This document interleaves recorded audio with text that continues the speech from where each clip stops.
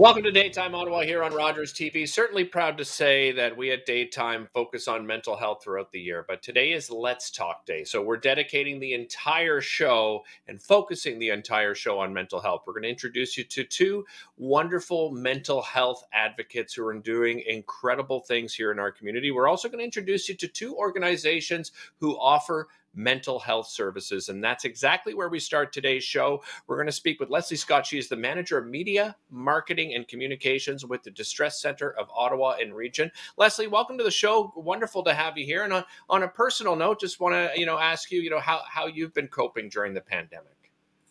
I think I'm quite along the same lines as a lot of people, a little bit of stress, a little bit of anxiety, trouble sleeping at times. And I think it's really normal to be going through these unnormal times. And knowing that we're not alone in how we're coping with the pandemic. Well, and that's a great way to put it, because you're not alone, because the Distress Center of Ottawa and Region offers wonderful services. Let's talk a little bit about the Distress Center and the services that you offer, Leslie. Yeah, so first and foremost, Ottawa's really lucky to have the Distress Center. We've been around for 53 years this year, and we're Ottawa's 24/7 crisis and support line service. And that means that at any given time of day or night, anybody of any age is welcome to pick up the phone and call us. And we've got people on the other line who are waiting there to talk to you about whatever you're going through. And this is a service that is not going anywhere, because we've just hit another record-breaking year last year where we had over 63,000 conversations in a year. Wow. Incredible. So you have seen, obviously, that was going to be one of my questions, Leslie. You have seen a rise in the amount of people that are contacting you due to the pandemic. And I imagine many of them finding themselves isolated and certainly, suffering from, various mental health issues. Let's talk about, what are you hearing from some of the people that are calling? Yeah, sure. It's a lot of anxiety that's coming through the phone lines right now. And that is due to the pandemic, really, or it's people that have already dealt with anxiety and it's being amplified by the pandemic. It's Right. one of the highest topics that people have when they're calling is, I'm feeling anxious about X, Y, or Z. And I think that really speaks volumes to what the pandemic has done to us. And in terms of isolation, like you said, and, repeat lockdowns and, do this to stay safe. And then hearing of people getting sick. It's really been hard on a lot of people's mental health. And a lot of people have been diagnosed for the first time with a mental illness since all the pandemic started. So it's hard to hear, but we know that things are going to get better. And we just want to make sure that people know that they have a place to turn to no matter what time of day or night when they're feeling anxious and they've got somebody to talk to. Well, let's talk about who's on the other end of the line. You have some wonderful volunteers. And for those people that, are wondering, what type of training do they get? Walk us through who's on the other end of the line and the kind of training that they've received. So we don't pick people off the street and be like, okay, you're going to be a great volunteer. You're on our phone lines tomorrow.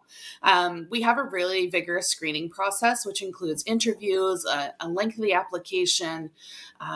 We do reference checks. We do police records checks. And this is all before people are invited to do our training with us. And when they start our training, it's 60 hours in length. And that includes the Suicide Intervention Skills Training Program, or ASSIST, if you will, so that we're prepared to answer whatever comes through our phone lines, because we don't have that technology yet to tell us, oh, okay, that's a call about a bad day at work, or, oh, that's a parenting call, or that's a call about somebody who's contemplating suicide. So we need to be prepared for whatever we answer the phones, that we've got the right resources in our back pocket. We've got the right tools and the right support to give to the person who's calling. And I guess we should reassure people that this is a confidential phone call, right? Absolutely. Yeah. Confidential from beginning to end. The only time we break confidentiality is if there's a child in danger, or if we are concerned that there is something that we need to get the emergency services to you immediately.